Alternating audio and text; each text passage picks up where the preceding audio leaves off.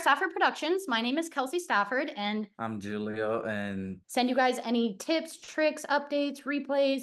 If coaches are looking for a player that they might be looking to recruit, we do also send that out to anybody who's interested in maybe checking out the school. So yeah, join our email list so you never miss out on anything. Everything that we're going over today in the webinar is already on our Instagram page. So if you ever want to refer back to anything, Instagram is staff.highlights. And then we also have a YouTube channel. So if you do want to subscribe, and if we do college tours, if we do any interviews with coaches, if we do anything such as like vlogs of where we're going, who we're meeting, all goes on our YouTube channel. So feel free to subscribe to that as well, so you don't miss out on any of that questions you should be asking coaches when you go to interview with them. So just jumping right into it. Oh my goodness. okay, right here. Okay, we're good. Cool. Yeah. How does your program support the players academically? You guys do study hall, tutoring, things like that. Almost every program should do this, but it's just important that you ask and make sure that it's offered. What preferred style formation do you guys play? Find out where you're going to fit in with the team. How do you ensure injury prevention? Do they have a really good AT program? Are they doing injury prevention stuff ahead of practice?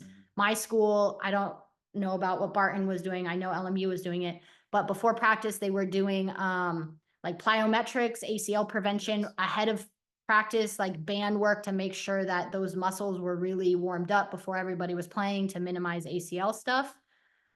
What's your lifting schedule? This is really important you find this out, because when you have a 6 a.m. lift every single day, it really, really sucks. Yeah. So just learn your lifting schedule, find out like, so you can plan accordingly for your academics. What is their recovery process like? Do they offer ice baths after games? Do they have Normatec, which is like compression pants? Do they have Theraguns? Do they offer cupping and all this like kind of recovery stuff? No, and keep in mind that you are going to have that interview with at least one college coach. So it is something that they always ask you, and they're like, if you have any questions. So you don't, again, going back to the thing that you need to stand out from those other people. Most people will come on and just be like, I don't know, I'm fine. You showed everything that I needed to know. But when you do come out with those questions, it shows that you care. It shows that you care to be in a professional environment, because all of those questions are based on professional environment, what professional teams can offer, not just professional in receiving money, but there are college teams that are very professional, maybe even better than a lot of pro teams all over the world. So it just shows them that you care to be in a professional environment. And make sure one thing as well, that the athletes, you guys are asking the coach this question, not really the parents taking over too much of the interview. We just hear from coaches a lot that they want to hear from the athlete themselves, because the athlete is going to be the one playing soccer, parents, sorry, but not the parents. The parents aren't going to be going to college and doing schoolwork and all of this. The athlete will be doing that. So coaches want to hear a lot from the athlete and hear what concerns or questions they might have. But also moving forward, an average day in preseason, during season, and postseason. So how many preseason training sessions will you have? What will your class schedule and your season training schedule with liftings look like? And then how does your off season look?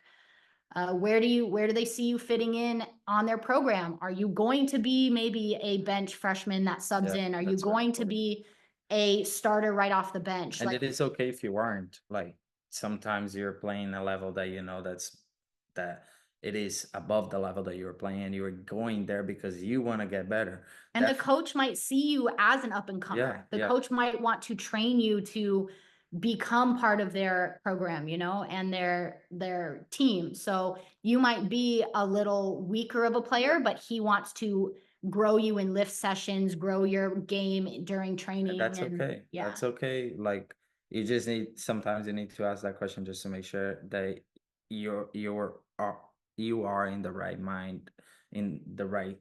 mindset to get to that place and be a bench, for example, which is okay. Yeah, it's totally fine to come off the bench. As long as you're making an impact and trying your hardest and your coach sees that, it's totally fine. Ask what the campus life is like. What do the girls do or the boys do when they aren't in class or on at the field? You know, like what is the town like? Does the school do events? Because if you're in the middle of nowhere, like if you're in North Dakota Yeah. and it's freezing, what are you going to do for fun if you don't have soccer? You know, do players generally room together? I would say most of the time they typically do, But just from my experience, but ask sometimes that. not, That's yeah. really good to know. Team culture, does the team do bonding sessions? Do they go out to eat? Do you do team meetings before and after practice? Find out what your atmosphere is going to be like that you're coming into. Yeah, again, all of these questions, they're really important for you to make sure that the place that you're going to uh is the place that you're expecting to be. How is expecting to be, you know? So again, there are tons of questions here. But if you guys have any questions about any of those questions, just put them in the chat. We'll explain them to you, but we'll go ahead and keep going.